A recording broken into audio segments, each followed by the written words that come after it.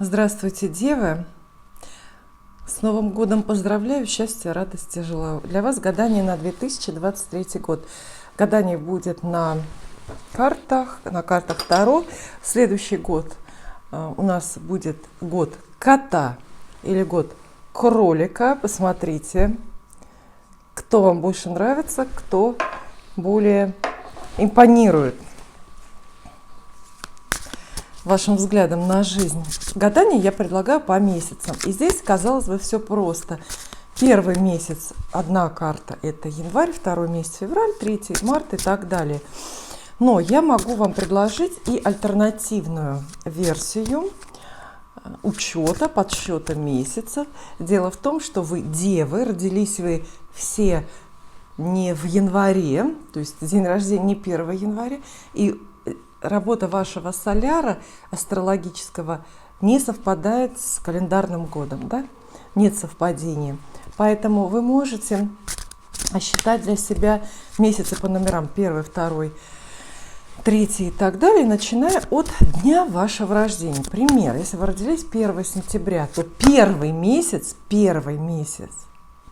для вас это сентябрь. Если вы родились 15 сентября, то первый месяц для вас это время с 15 сентября до 15 октября и так далее. Поэтому, если вы хотите узнать, если вы руководствуете, выбирайте эту схему и хотите узнать, что вас ждет в январе 2023 года, вам нужно отсчитать от дня вашего рождения. Вот этот январь, это какой по номеру будет месяц. Ну и так далее. Я думаю, что вы поняли. Если не хотите путаться, то пользуйтесь самой простой схемой. 1 январь, 2 февраль, 3 март и так далее. Гадание на картах Таро для девы. Мы начинаем. Так, первый месяц, январь. Ого! Вот такая вот серьезная заявочка сразу для вас. Колесо фортуны. Счастливая, случайная, странная, выигрышная карта. Колесо фортуны – это одновременно выигрыш по всем статьям, часто по всем, иногда в одном месте. Что-то меняется в вашей жизни и тащит за собой перемены в других областях. Так бывает, например, когда вам сильно повезло с работой, и, естественно, становится больше зарплата, и больше счастья в деньгах, более благополучная материальная жизнь. И у многих от этого и личная жизнь налаживается. Но что греха таить, эти вещи в нашей вселенной пока что еще очень сильно связано. Колесо фортуны – это случайность, как правило, очень счастливая. Но даже если нет, то поделать с этим все равно ничего нельзя. Январь вас удивит, первый месяц вас очень сильно удивит, куда-то потащит рог за собой. Часто это буквально колесо, потому что дорога, внезапная поездка, счастливая, веселая. Это может быть даже свадебная тройка с бубенцами, свадьба ваша или нет, все равно это радостно, интересно, приятно.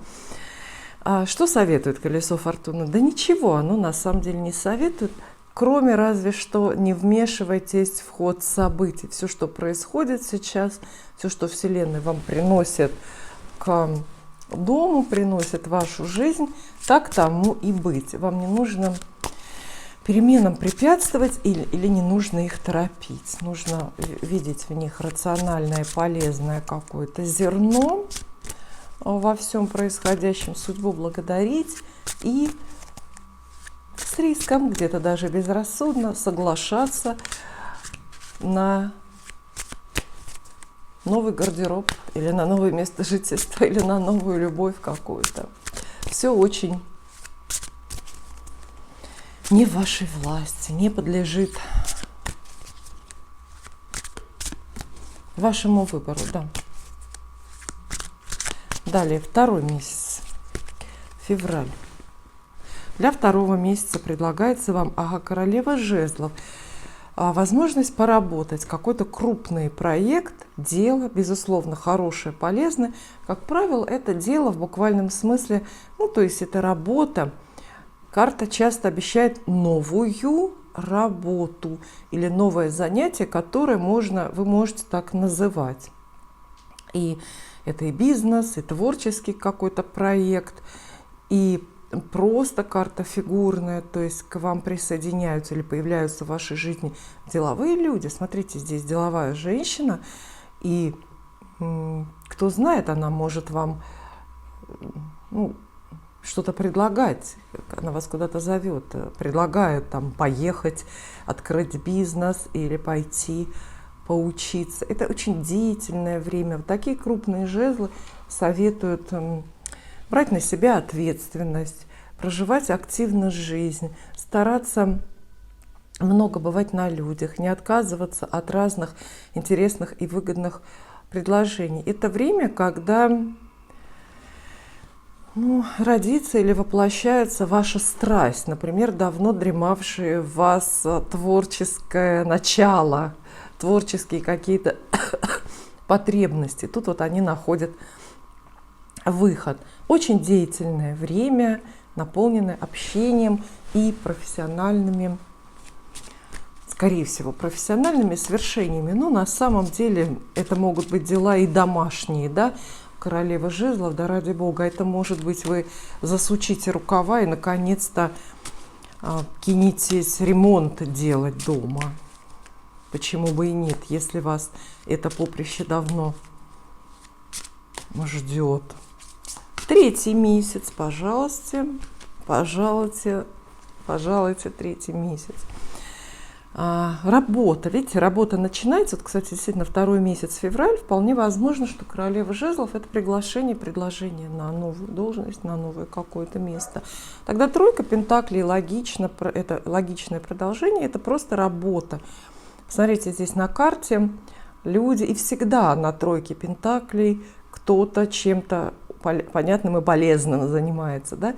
У карты простой смысл, она очень добродетельная, такая добрая, сильно скучная, как все хорошее.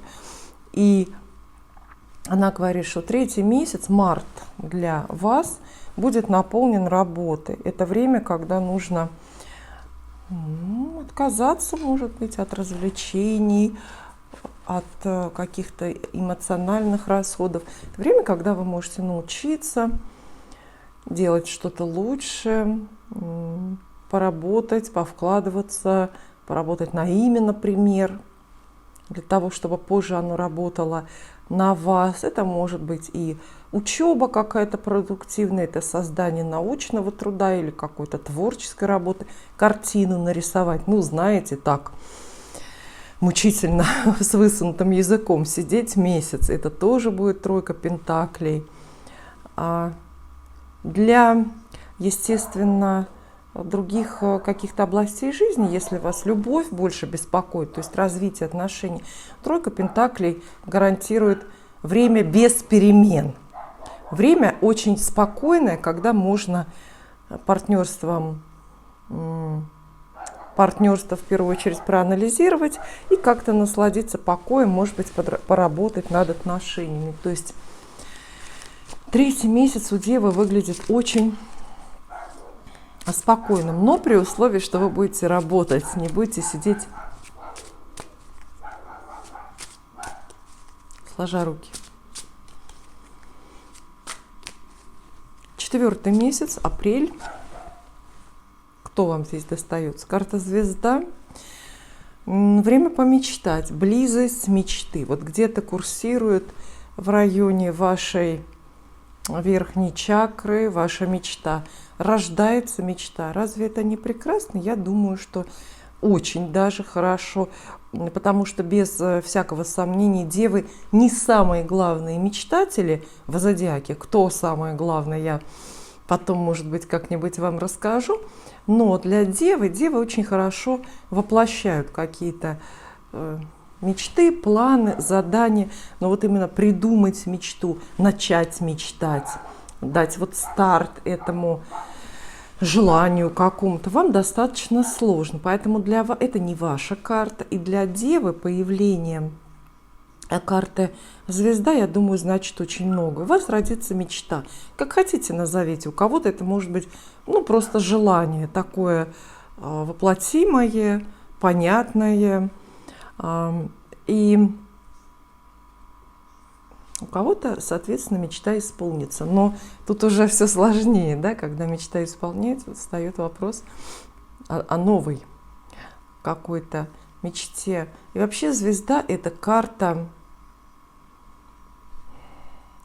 знаний, каких-то очень неосязаемых. Интересно значение карты в любви. Она обозначает, ну, безусловно, мечту о любви, о партнерстве. Часто это мечта о конкретном человеке. Может быть, в поле вашего зрения попадет какой-то человек, с которым вы вот так вот внутри себя, может быть, пока безосновательно свяжете свою судьбу, как бы свое будущее, да, горит пламя какое-то, загорается, пока это звезда, то есть пламя очень холодное, такое отдаленное, которое нельзя использовать, воплотить, на котором яичницу не пожаришь пока что. Вот, и еще карта звезда часто обозначает людей рядом с вами, людей, которые почему-то, по каким-то причинам кажутся вам или на самом деле являются для вас звездами. И знакомство со звездой может быть. Неважно, это звезда там, мирового кинематографа или всего лишь звезда Инстаграма, может быть, звезда вашего офиса или звезда вашего двора, неважно. Но значение карты вот для любви, оно такое. Здесь есть недосягаемость, какая-то недоступность, и вот это вот, знаете, есть история, к чему стремиться. Очень хороший, насыщенный. Вообще апрель месяц-то для мечтаний подходящий, он же такой волшебный.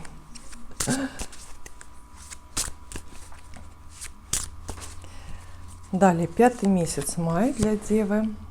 Какой он? Паж жезлов. Была королева жезлов, да? Теперь паж жезлов. Первая половина года у вас тогда получается очень, ну вот рабочая. Разные рабочие предложения, возможно, новые приглашения на работу, в какой-то бизнес новый. В общем, вы полностью в делах, погружены в дела. И даже этих предложений или продвижений профессиональных не одно. Видите, как минимум 2 мы видим. Получаете 1 раз новую должность, а потом 2 раз какое-то задание. Даже двойной, какой-то сдвоенный карьерный рост возможен. Да? 1 раз вас, например, назначают на новую должность, и проходит 2 месяца или месяц, и 2 раз вас еще продвигают, куда-то перемещают, например, по горизонтали. Ну что ж, паж жезлов – это тоже карта фигурная, обозначает она молодого человека. Часто это ребенок, часто это ваш ребенок и его дела. Это ребенок, который приезжает или уезжает, ребенок, который идет учиться или заканчивает учебу. Это определенный, мы здесь гадаем на май, вполне логично, да, что это может быть ребенок, который заканчивает школу и хлопоты, связанные с этим. А также появление нового молодого друга карта обещает. Может быть романтическое знакомство, может быть какое-то деловое, но в любом случае это такая человеческая энергия, это кто-то, кто вас зовет, увлекает, является примером, заражает своим огнем, какой-то своей вот страстью. Тоже карта это очень хорошая. Пока что девам все карты выпадают хорошие, очень деловые. Далее, безусловно, 6-й месяц – это июнь, да? Июнь. Это 6 жезлов. Опять жезлов, видите? Я не знаю, что вы планируете на этот год, но похоже, что он у вас очень из работы состоит. Из работы, дел, заданий, занятий, из каких-то, может быть, повседневных подвигов. 6 жезлов – это карта победителей. Она обозначает, ну, звук трубы. Медные трубы в вашу честь здесь играют, трубят. То есть какой-то очевидный успех, победа в конкурсе, соревновании,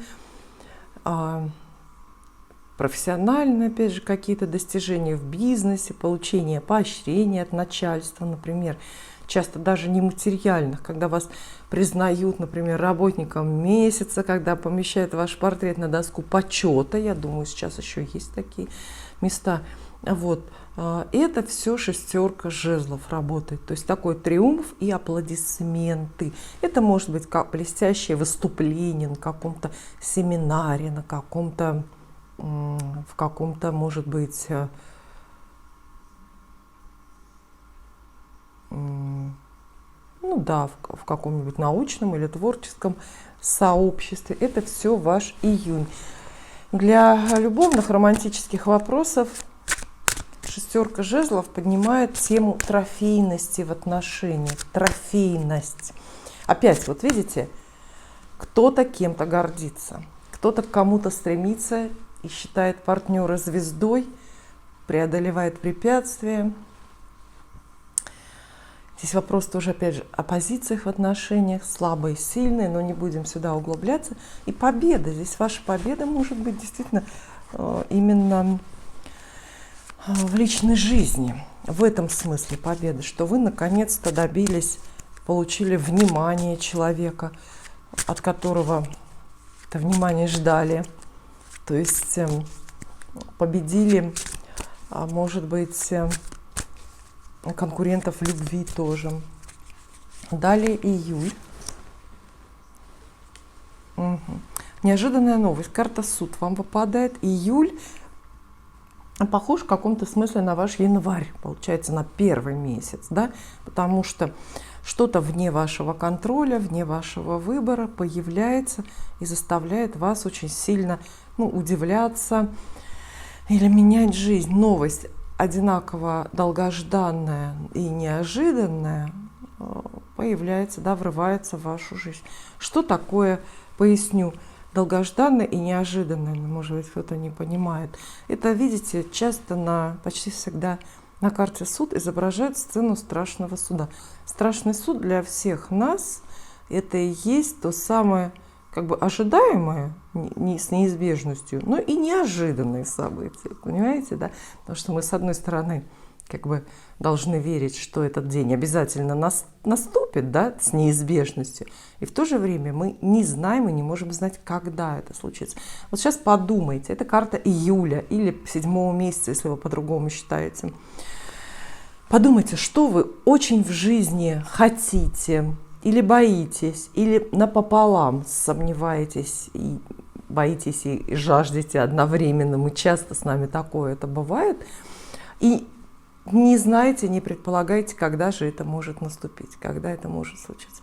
Вот это как раз в июле может с вами произойти, понимаете? То есть это неожиданное, могут быть новости от какого-то человека или от организации. Может, не знаю, бывший вернется, я думаю, да?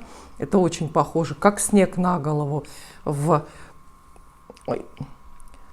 вибрациях страшного суда, звонок от человека, от которого вы уже давно отчаялись чего-либо дождаться, может быть. Поэтому, конечно, июль полный неожиданностей. Карта тоже советует вам покоряться судьбе, ничему не противостоять, но и не расстраиваться, не пугаться происходящего. Последуют ли за этим страшным судом перемены? Трудно сказать. Кстати, часто карта суд, если вообще в вашей жизни эта тема актуальная, часто карта суд – это суд буквально. Тогда не небесный, а суд человеческий. Это судебное заседание может быть какое-то, когда кто-то вам иск вчиняет, или, может быть, вы решаетесь обратиться за защитой прав. Август, 8 месяц. Просто везуч. И продолжается масть жезлов. Посмотрите, по-моему, у нас вообще только старшие арканы и жезлы выпадают, да? То есть, с одной стороны, старшие арканы год важный, а с другой жезлы очень деятельный, активный, огненная масть. Масть не ваша. Понятно, что девам подошли бы больше пентакли. Это стабильность, надежность, сбережение и просто деньги. Но жезлы это тоже очень-очень неплохо. Этот год, если ваш вопрос, вот я думаю, если ваш вопрос такой буквальный, разбогатею ли я, будет ли у меня достаточно денег, или будет ли у меня больше денег, то карты в целом пока отвечают так. Этот год, милые мои, принесет вам удочку, ну или сразу много удочек. Только держите. То есть это не сами денежные суммы, которые падают вам в руки, но это возможности их заработать. То есть их где-то взять. Вот и на август выпадает вам 8 жезлов. По сути, представьте, что это 8 каких-то удочек, 8 волшебных счастливых шансов, тоже связанных, как правило, с делами. Это счастливое совпадение, набор счастливых совпадений, связанных с работой, с бизнесом, везение. Это, опять же, может быть какой-то карьерный рост, очередной в этом году или внеочередное назначение, да? Потому что очень повезло. Ну а что? Кто-то раньше времени на пенсию решил выйти, например, в вашей компании, и неожиданно назначили вас. 8 жезлов – это еще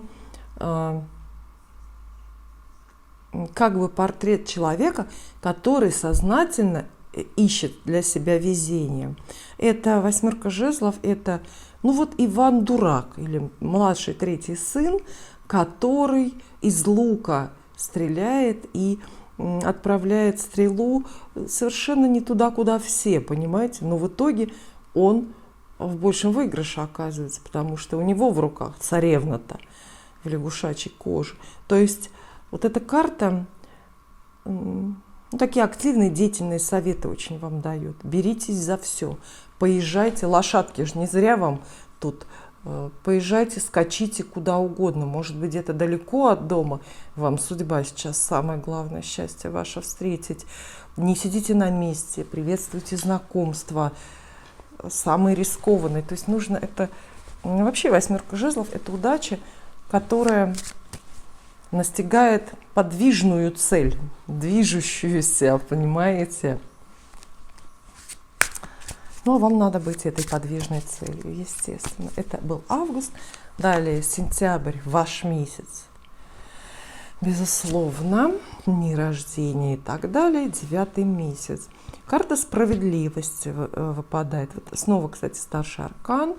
Снова вопросы юридические, правовые, возможно, кстати, суды, возможно, просто решение вопросов по документам, там, с визами, например, или с какими-то,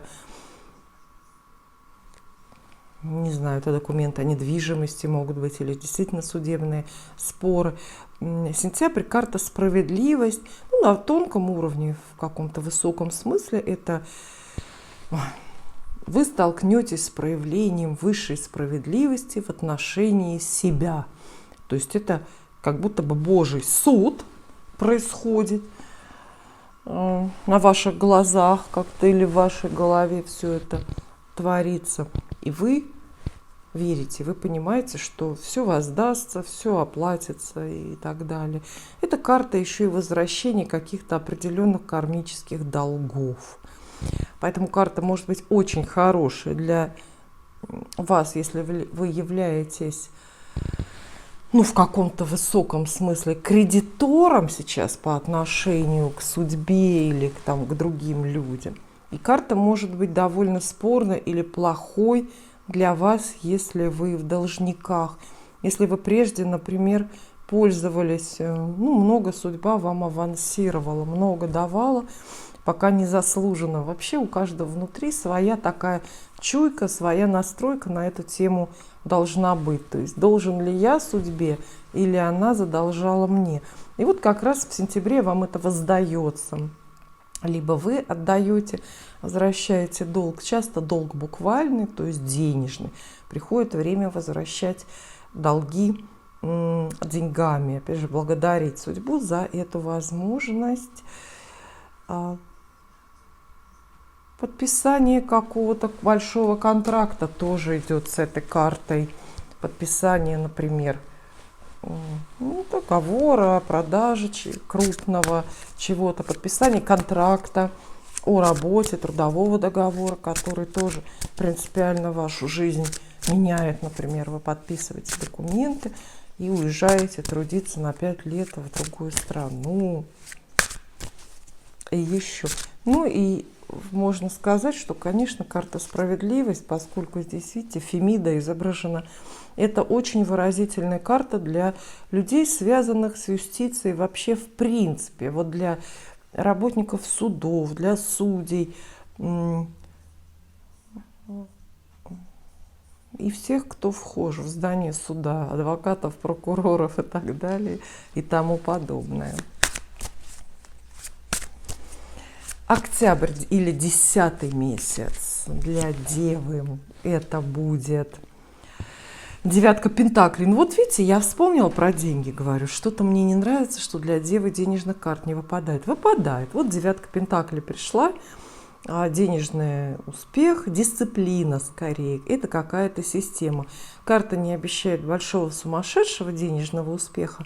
Это скорее время, когда вы деньги, считаете свои сбережения или то, что вложено в бизнес, вы считаете, систематизируете, возможно, куда-то вкладываете или оставляете без движения. То есть 9 пентаклей это на наступление, что ли, покоя денежного. Для многих это, наконец-то, достаточная заработная плата или достаточной прибыли в бизнесе. До этого у вас были возможности, вы работали над этим, трудились, старались, чтобы больше, да, где-то пытались сами себя обогнать, а вот к октябрю вы выходите на вот эти вот рубежи. Стабильные заработки, стабильные прибыли, денег хватает, деньги удается откладывать, совершать какие-то покупки. И она хорошая, эта карта, но имеет нехорошую, что ли, репутацию в личной жизни. То есть, если какое-то знакомство романтическое у вас случится в октябре, то очень трудно отношения будут двигаться. Во-первых, потому что вы свою благополучную, одиночную жизнь не забудете. Не забудете, то есть не захотите от нее отказаться, да? А во-вторых, можете просто встретить закоренелого, убежденного холостяка, который очень не поспешит жениться. Вообще, в целом, карты нас, конечно, от темы личной жизни для Девы сильно уводят. И здесь у меня несколько предположений. Первое – это то, что вы уже состоялись в личной жизни, что у вас этот вопрос снят с повестки, потому что решен. У вас уже есть любимый человек, ваш какой-то избранник, вы уже поженились или нет, может быть, в каких-то серьезных отношениях состоите. Поэтому вы сейчас про карьеру, про работу больше думаете. И второй вариант. Возможно, вы свободно одиноки, но все равно больше думаете про карьеру, потому что нравится вам так, нравится вкладывать в себя и весь бюджет распределять только между собой и собой, да? Это очень частый случай. Ноябрь. В ноябре вам придется чего-то побояться или потерпеть притеснение. Популярное слово здесь в Болгарии. Притеснявание, по-моему, так они говорят. Ну, типа, что ты притесняешься? Часто так они обращаются. Но 8 мечей, это, знаете ли, вот всегда на ней рисуют какую-нибудь страшную картинку. И карта действительно заставляет задуматься. Это давление. Правильное ее значение – интервенция, вмешательство третьих лиц, ненужных каких-то, естественно, вмешательства судьбы, лишних обстоятельств. Это давление. Это время, когда вам приходится что-то или многое делать против своего желания, против воли. Это могут быть и рабочие ваши задания, какие-то рабочие проекты, но вы этого не хотите, против воли, против совести, может быть, против ваших принципов, да, вас начальство вам рекомендует использовать какие-то методы в работе, которые вот просто вам претят. Такое вмешательство и в личной жизни, и в семейной может быть. Давление очень грубое, необходимость подчиняться людям, которые вы почему-то как раз не хотите слушать и не считаете авторитетными. Совет. Это ноябрь, совет ноября для Девы, совет следующего ноября или, как вы считаете, 11 месяца. Это срочно избавляться от несвободы, то есть не давать людям и обстоятельствам, злым ангелам вам управлять вами. Так, и декабрь для Девы. Наконец-то главная карта про любовь появилась у вас. Такое ощущение, что вы целый год трудитесь, решаете какие-то серьезные вопросы с документами, бегаете, что-то оформляете, в крайнем случае считаете деньги, а под конец года вот у вас высвобождается время и силы для свиданий, для признаний, для решения каких-то вообще вопросов, связанных вот с любовью, с романтическими отношениями. И для многих туз кубков, это, конечно, новая любовь. Просто новая, такая сильная, что даже ее можно сравнить с первой любовью. И все ресурсы, это большая карта, понимаете, это же туз. То есть все ресурсы сердца, все задействуется вот в этой привязанности, в этой романтике к определенному какому-то человеку. Если речь не про романтическую любовь, то туз кубков – это часто прибавление в семье. Вообще, что такое туз кубков? Это подарок, который вы не заслужили, но который вам почему-то, вот опять же, судьба авансирует. Судьба вам что-то дарит, делает вас счастливыми, возносит вас на седьмое небо. Проще всего у людей это работает именно с любовью. Люди радуются больше всего именно когда влюбляются. Инстинкты так работают. Но это подарок может быть, например, известие о том, что у вас в семье прибавление, о появлении нового человека. Иногда в виде туза кубков может явиться и дружба, то есть обретение какого-то друга, какой-то подруги, то есть обретение, тоже подарок, это тоже обретение сильного очень чувства, просто оно будет не романтическое, просто оно будет какое-то вот такое вот дружеское. Считается, что туз кубков – это всегда подарок крупный, это большое счастье, чаще подарок нематериального свойства, поэтому мы и говорим, что это возможность влюбиться, а не возможность наследство получить. Но иногда все-таки я вижу, что и с деньгами случайными, большими, какими-то выигранными, эта карта бывает тоже связана. Заканчивается год, время собирать, получать подарки, то есть не знаю, как в этом, но уж в следующем декабре, где вам точно явится Дед Мороз с полным мешком. Я благодарю вас. Очень рада, что мы встретились в это волшебное время. Кстати, заметьте, гадание вы можете посмотреть когда угодно, но делаю я его непосредственно, когда вот в это волшебное время вокруг Рождества католического до Рождества православного, время гаданий, время, когда карты очень откровенные, время, когда все магические ритуалы с особой силой работают. Правда, и черт по земле ходит, вы все знаете, да, в это же время. С Новым годом! Увидимся!